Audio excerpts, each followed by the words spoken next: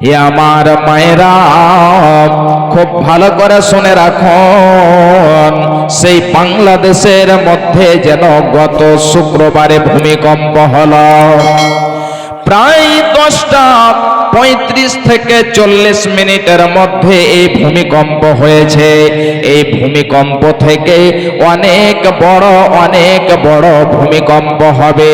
শুধু তাই নয়, ওই কিয়ামতের দৃশ্যটা কত কঠিন হতে পারে।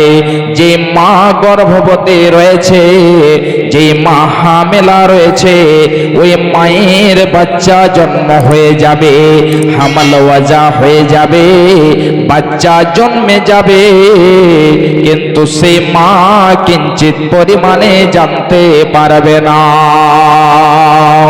যে মা সন্তানকে দুধ পান করায়, ওই মা যেন সন্তানকে বলে ভুলে যাবে, সন্তানকে তাদের স্মরণ থাকবে না। তাহলে কিয়ামতের দৃশ্যটা কত যেন ভয়ঙ্কর হবে।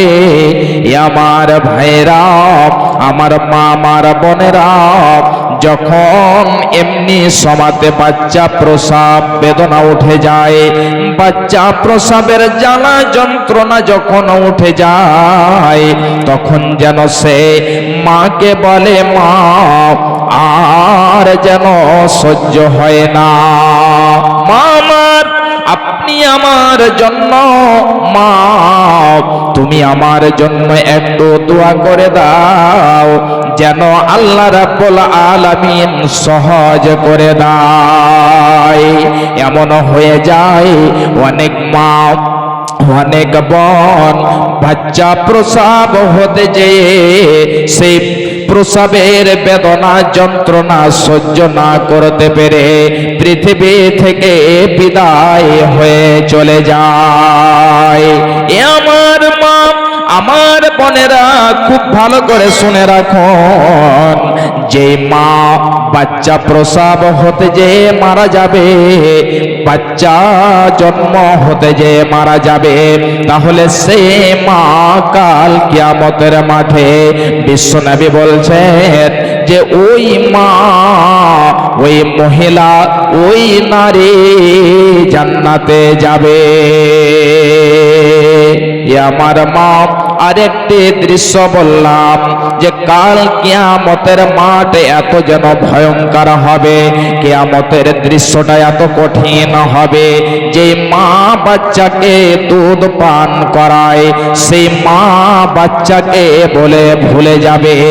এই মায়ের সন্তানের প্রতি এত মায়া, এত মহাব্বত, এত ভালোবাসা, তবুও সেই কিয়ামতের দিনটা কত ভয়ঙ্কর হবে।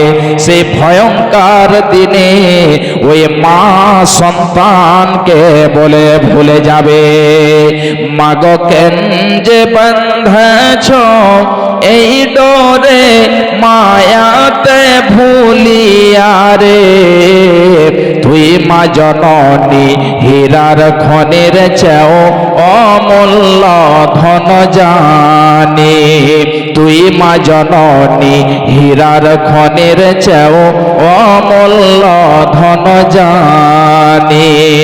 তোর ছায়াতে বসলে মা গো পাই খুঁজে আসানি রে, তুই মা জননী হীরার খনির চেয়েও অমূল্য ধন জানি, তুই মা জননী হীরার খনির চেয়েও অমূল্য ধন জানি।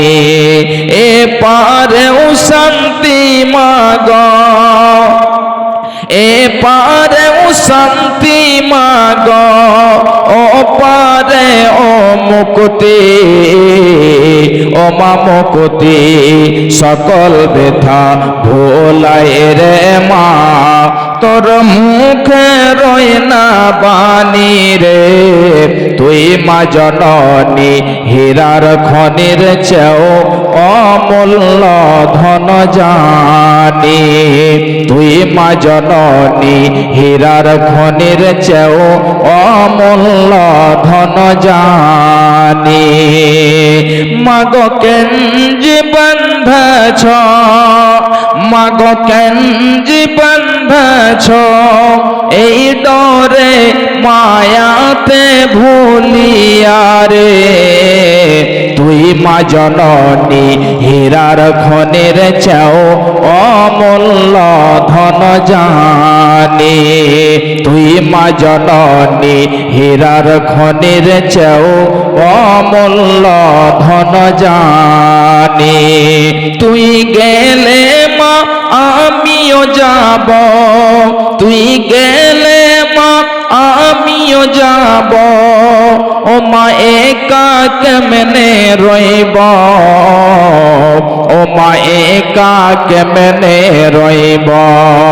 এই কথাটি ভাবতে গেলে মাগো, এই কথাটি ভাবতে গেলে চোখে আসে পানি রে, তুই মা জননী হীরার খনির চেয়েও অমূল্য ধন জানি, তুই মা জননী হীরার খনির চেয়েও অমূল্য ধন জানি। মাগো কেঞ্জি বন্ধছ, মাগো কেঞ্জি বন্ধছ, এই ডরে মায়াতে ভুলিয়া রে, তুই মা জননী হীরার খনির চেয়েও অমূল্য ধন জানি, তুই মা জননী হীরার খনির চেয়েও অমূল্য ধন জানি। ভাইজান, তাহলে কাল কিয়ামতের দিনটা কত ভয়ঙ্কর হবে। একটি হাদিস আপনাদেরকে আমি তুলে দিচ্ছি এই কিয়ামত সম্পর্কে। রাবি হচ্ছেন হযরতে উমর বিন খাত্তাব রাদিয়াল্লাহু তাআলা আনহু। খুব ভালো করে শুনে রাখুন, অনেক লম্বা হাদিস। একদা বিশ্বনবী জনাবি মুহাম্মদুর রাসূলুল্লাহ সাল্লাল্লাহু আলাইহি ওয়াসাল্লাম বসে আছেন, সাহাবায়ে কেরাম বসে আছেন। এমন সময়তে একজন অপরিচিত লোক চলে আসলো। আসার পরে বিশ্বনবীর হাঁটুতে হাঁটু মিলিয়ে দিয়ে, ঘুটনাতে ঘুটনা মিলিয়ে দিয়ে সেই লোকটি বসে গেল এবং বসে যাওয়ার পরে বিশ্বনবীকে এক এক করে প্রশ্ন করতে আরম্ভ করেছে। ইয়া মুহাম্মদ, হে মুহাম্মদ, আপনি আমাকে দয়া করে ইসলাম সম্পর্কে বলে দেন।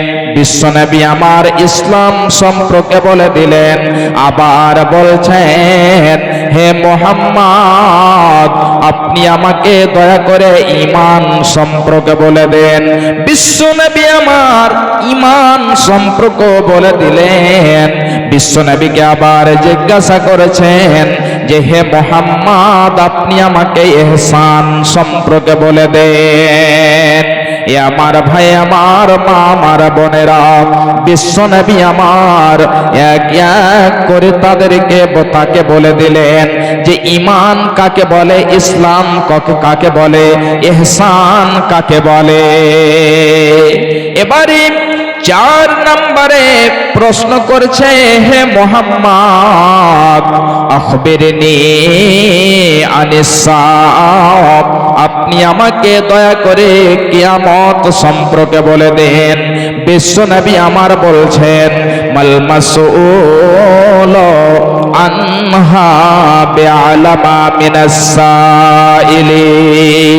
বিশ্বনবী আমার বলছেন, যাকে প্রশ্ন করা হয়েছে এই প্রশ্নকারী থেকে বেশি জানে না, অর্থাৎ যেমন তুমি জানো না ওই মতো আমিও জানি না কিয়ামত কখন হবে। খুব ভালো করে শুনে রাখুন, কয়েকটি পয়েন্ট আপনাদেরকে আমি বলে দিচ্ছি। বিশ্ব নবীকে আবার যেন প্রশ্ন করেছেন, ফাখবিরনি আন আমারাতিহা, হে নবী মুহাম্মদ আপনি আমাকে দয়া করে কিয়ামতের নিদর্শন সম্পর্কে বলে দেন, কিয়ামতের আলামত সম্পর্কে বলে দেন, যেন আমরা সে আলামতগুলো সে নিদর্শনগুলো দেখে বুঝতে পেরে নি কিয়ামত চলে আসবে। বিশ্বনবী এবারে বলছেন, হে ব্যক্তি শোনো, আনতালিদাল আমাতু রাব্বাতাহা, খুব ভালো করে শুনে রাখুন এ আমার মা আমার বোনেরা, বিশ্বনবী আমার বললেন আনতালিদাল আমাতু রাব্বাতাহা, যখন দেখতে পাবে দাসীরা নিজ মালিককে জন্ম দিচ্ছে, নিজে দাসী হবে এবং সে দাসী নিজ মালিককে আপন মালিককে জন্ম দেবে, তখন ভেবে নেবে কিয়ামত অতি তাড়াতাড়ি চলে আসবে। এ আমার ভাই, এ আমার মায়েরা, আমার বোনেরা, তাহলে এটা আবার কেমন কথা যে নিজে সে দাসী হবে এবং সে দাসী নিজ মালিককে জন্ম দেবে, নিজে দাসী হবে এবং সে দাসী হয়ে নিজের নিজ মালিককে আপন মালিককে জন্ম দেবে, এটা কেমন করে হতে পারে? এর কয়েকটি ব্যাখ্যা রয়েছে, খুব ভালো করে শুনে রাখুন।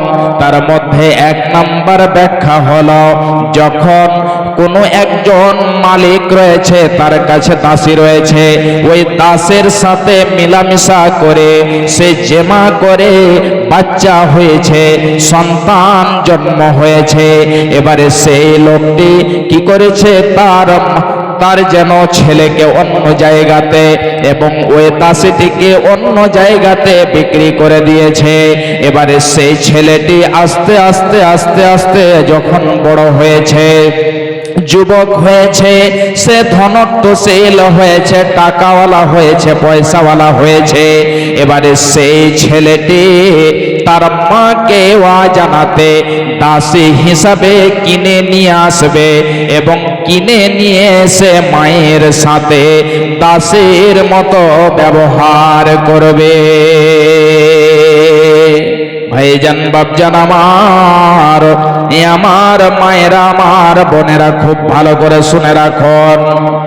ওই ছেলেটি ধনত্বশীল হয়ে এসে তার মাকে দাসী হিসাবে কিনে নিয়ে এসে দাসের মতো ব্যবহার করবে, দাসের মতো তার সাথে আচরণ করবে।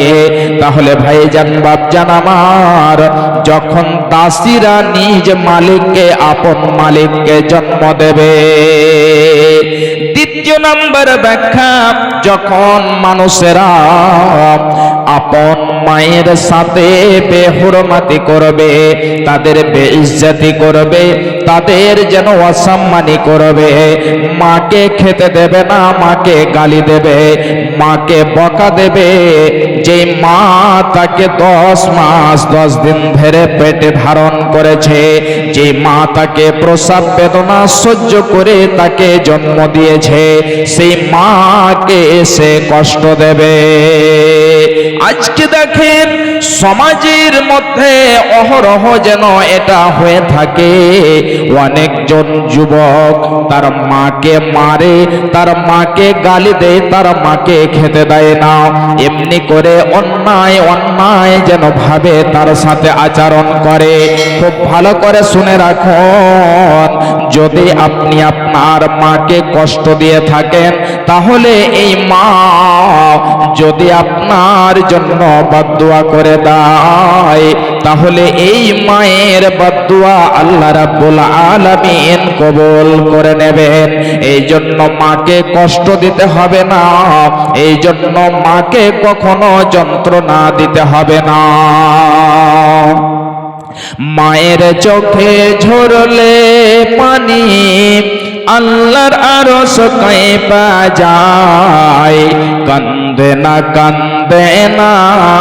যেন মাই, কান্দে না যেন মাই। মায়ের চোখে ঝরলে পানি আল্লাহর আরশ কাঁপা যায়, কান্দে না যেন মাই, কান্দে না যেন মাই। অতি দুঃখ কষ্ট সয়ে আদর সোহাগ দিয়ে শিশুকাল যত্ন করে লালন করে মায়। অতি দুঃখ কষ্ট সয়ে আদর সোহাগ দিয়ে শিশুকাল যত্ন করে লালন করে মায়। সেই মায়ের কষ্ট কেহ দিও না এই দুনিয়ায়, কান্দে না যেন মাই, কান্দে না যেন মাই। বিদেশে বিপাকে যদি সন্তান মারা যায়, সবার আগে জানে তাহার জনম দুঃখী মা। বিদেশে বিপাকে যদি সন্তান মারা যায়, সবার আগে জানে তাহার জনম দুঃখী মা। নীরবে মা অশ্রু ফেলে সন্তানেরই পেতে চায়, কান্দে না